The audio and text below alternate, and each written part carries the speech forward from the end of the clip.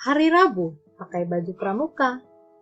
Hari Jumat pakai baju batik. Ayo, pikiran dibuka untuk belajar biologi asik. Oke, jumpa kembali bersama dengan Lina. Sekarang ini kita akan mempelajari mengenai bagian-bagian sel. Yuk, kita mulai.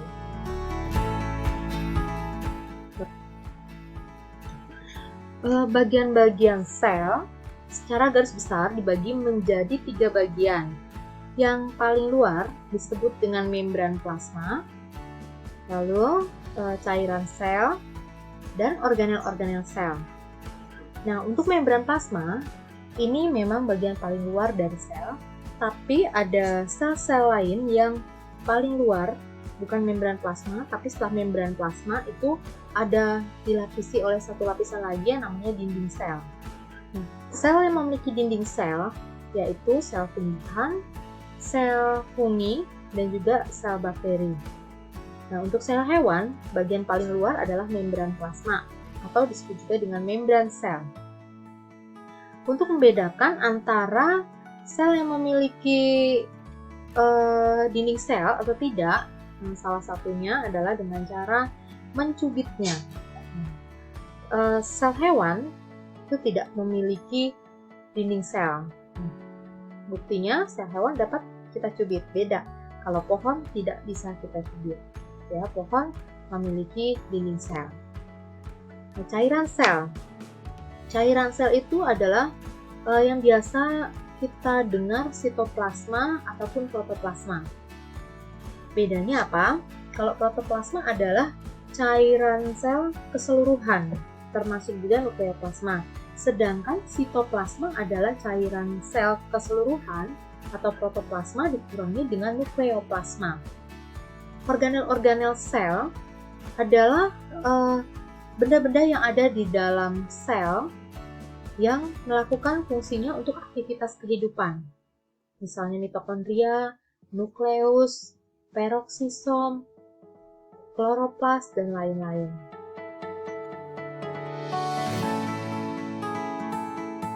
Kita mulai dari membran sel. Membran sel disebut juga dengan plasmalema. Ini adalah bagian terluar dari sel berupa selaput tipis, tebalnya 5-10 nanometer. Kita mempelajari membran sel menurut model mozaik fluida atau cair, yang isinya adalah membran sel terdiri dari protein. Membran sel terdiri dari protein yang tersusun seperti mozaik atau tersebar dan masing-masing tersisip di antara 2 lapisan fosfolipid. Bahan penyusun dari membran sel terdiri dari bahan utama yaitu protein dan lipid, dan bahan tambahannya berupa karbohidrat. Kita lihat gambar ini. Ini adalah fosfolipid bilayer. Ya, bahannya merupakan fosfolipid. Ini yang terdiri dari kepala, ekor kepala. Nah, bilayer karena terdiri dari 2 lapisan fosfolipid. Lalu di antaranya ini tersebar atau mozaik protein. Di sini ada protein baik protein periferal maupun protein integral. Protein integral itu protein yang tertanam di lapisan fosfolipid bilayer, sedangkan protein periferal adalah protein yang hanya menempel di tepi fosfolipid. Lalu kita lihat di sini ada bagian yang bersifat hidrofilik.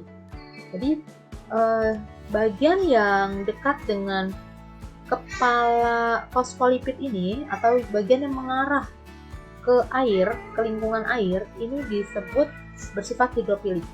Sedangkan bagian yang menjauhi air seperti bagian ekor fosfolipid ini mengarah ke dalam menjauhi air, ini bersifat hidrofobik. Nah, lalu kita lihat lagi gambar di sebelah kanan ini. Kita akan mencoba membahas ini. Nah, ini gambar fosfolipid bilayer. Bagian yang A ini adalah gugus karbohidrat. Lalu yang B ini adalah protein integral. Nah, gabungan antara protein integral ini dengan karbohidrat disebut dengan glikoprotein. Ya, glikoprotein satu set ini. Lalu di sini ada C. Nah, ini maksudnya adalah protein integral. Protein integral yang di bagian dalam ini bersifat hidrofobik atau takut air. Lalu di bagian yang D ini tersisip juga ada kolesterol. Kolesterol ini membuat protein fosfolipid bilayer ini menjadi lebih fleksibel. Nah, bagian yang E ini menunjukkan kepalanya fosfolipid. Kepala fosfolipid ini mengandung fosfat dan arahnya ke luar, menghadap ke air sehingga disebut bersifat hidrofilik. Ya, demikian juga dengan kepala ini. Lalu bagian ekornya ini menjauhi lingkungan air, ya, karena takut air sehingga disebut bersifat hidrofobik. Lalu yang F ini adalah protein periferal atau protein tepi, karena hanya menempel saja ya di bagian fosfolipid. Ini juga masih merupakan struktur dua lapis membran fosfolipid pada membran sel. Kita lihat bagian-bagiannya terdiri dari rantai karbohidrat. Nah, ini yang kuning ini. Nah, rantai karbohidrat ini menempel pada protein, sehingga satu set bagian antara rantai karbohidrat dengan protein ini disebut glikoprotein. Lalu ini ada rantai karbohidrat juga yang kuning, tapi menempelnya rantai karbohidrat ini pada bagian ekor ya, ekor atau kepala dari fosfolipid ini, sehingga satu set ini disebut glikolipid. Lalu ini dua lapis fosfolipid atau fosfolipid bilayer. Ini ada kolesterol atau lipid. Walaupun kecil gini, ini juga namanya protein integral. Protein integral itu protein yang tertanam di fosfolipid bilayer. Ya, walaupun ini tertanamnya hanya sedikit, tetap dinamakan protein integral. Nah, ini glikoprotein integral maksudnya ini protein integral, lalu ini ada karbohidratnya sehingga dinamakan glikoprotein integral. Lalu ada protein periferal yang hanya menempel saja di salah satu sisi dari protein dari fosfolipid bilayer. Ini juga masih merupakan gambar membran plasma fosfolipid bilayer. Gambar ini diulang ya supaya kalian lebih memahami bagian dari membran plasma ini. Nah, ini glikoprotein. Lalu ini adalah protein, sehingga ini adalah karbohidrat, ini protein, sehingga satu set ini disebut glikoprotein. Nah, glikoprotein ini fungsinya adalah untuk mengikat sel yang satu dengan sel yang lain atau mengikat molekul sel tetangga. Jadi setiap sel satu dengan yang lain itu bisa berlekatan. Lalu ini kepala fosfolipid mengandung fosfat, sifatnya hidrofilik. Lalu ini bagian ekor mengandung lipid atau asam lemak bersifat hidrofobik. Ini protein integral atau protein terbenam atau tertanam. Yang ini protein periferal atau protein menempel.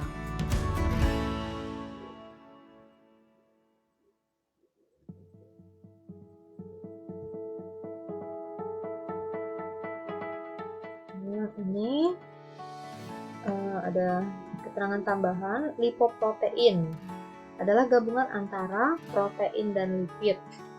Ada fosfolipid, lipid itu fosfolipid, sterol, dan karbohidrat. Ada dua lapis fosfolipid ya pada membran sel.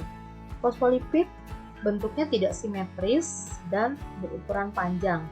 Salah satu ujung bersifat mudah larut dalam air atau hidrofilik, Ini disebut sebagai ujung polar. Lalu bagian sterol tidak larut dalam air bersifat hidrofobik merupakan ujung nonpolar. Ini juga gambar berbagai macam membran sel. Ya, gambar ini diulang-ulang supaya kalian semakin memahami bagian-bagian dari fosfolipid di layer. Nah, bisa kalian lihat satu persatu.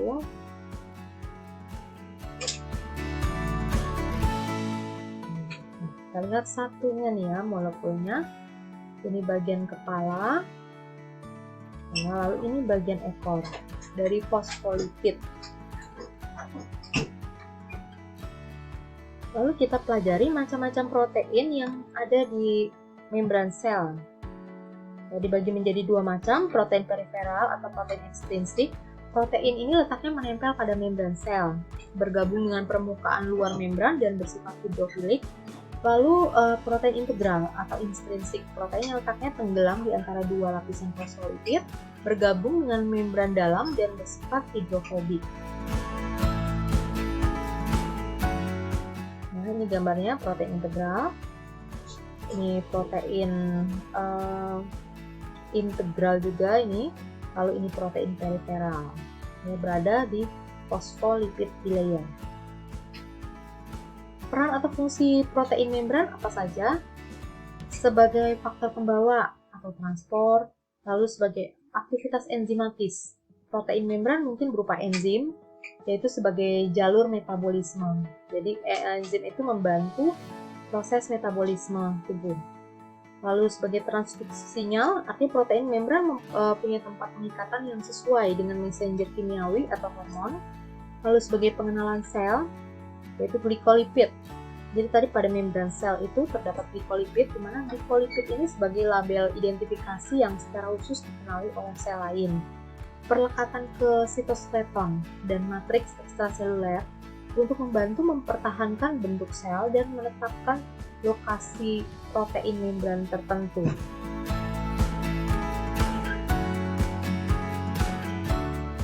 Nah, untuk protein integral ada yang berfungsi sebagai protein channel.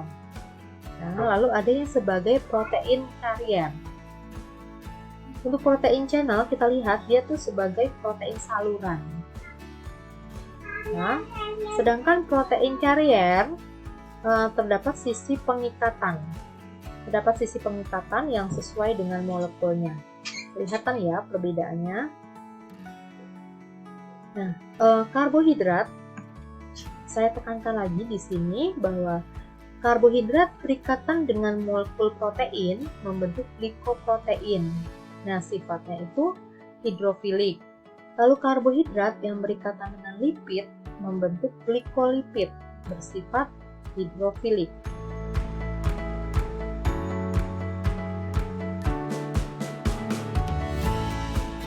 Fungsi membran sel dilengkapi lagi ya sebagai pelindung sel. Membran sel berfungsi mempertahankan isi sel. Ya, karena membran sel itu bagian terluar, jadi memang mempertahankan isi sel supaya isi sel itu tidak tumpah. Lalu mengendalikan pertukaran zat dengan sifatnya membran sel ini yang selektif permeable sebagai tempat keluar masuknya zat yang dibutuhkan dan tidak dibutuhkan oleh sel. Lalu sebagai tempat terjadinya reaksi kimia, dilengkapi dengan enzim-enzim sebagai reseptor rangsangan dari luar. Rangsangan bisa berupa zat kimia, misalnya hormon, listrik, mekanik, dan lain-lain. Sifat membran sel tadi sudah saya sebutkan, yaitu sifatnya selektif permeable. Artinya dapat dilalui air dan zat-zat yang terlarut di dalamnya. Di sini membran sel bersifat selektif, dia dapat memilih zat-zat apa yang dapat dilewatkan, zat-zat apa yang tidak boleh